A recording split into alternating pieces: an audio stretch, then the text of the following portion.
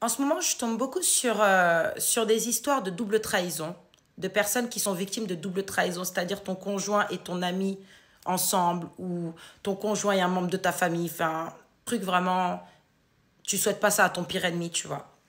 Et du coup, parmi tous les témoignages que j'ai reçus, j'en ai pris un que je vais vous raconter, avec l'autorisation de la personne. Mais avant de vous raconter le témoignage, j'aimerais demander aux personnes qui, consciemment, vont voir des mecs mariés, des mecs en couple, et qui ont ce plaisir d'aller vivre une histoire avec ces personnes en sachant pertinemment ce qu'il en est, mais qu'est-ce qui va pas chez vous en fait? Vous êtes sorti par le deuxième trou, c'est pas possible. Non mais franchement, c'est pas possible.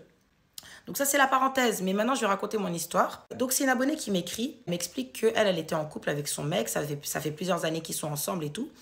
Et elle avait sa meilleure amie. Et ça prouve aussi que des fois, c'est nous-mêmes qui ouvrons la porte à des serpents dans nos vies. C'est nous-mêmes qui faisons rentrer le serpent dans nos maisons.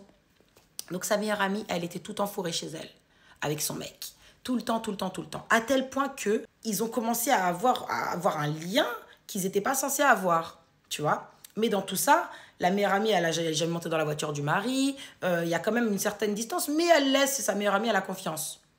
Jusqu'au jour, je vous passe les détails parce que jusqu'au jour où elle monte dans la voiture de son mari et sa meilleure amie qui devait l'accompagner pour faire des courses et le téléphone de sa meilleure amie se connecte.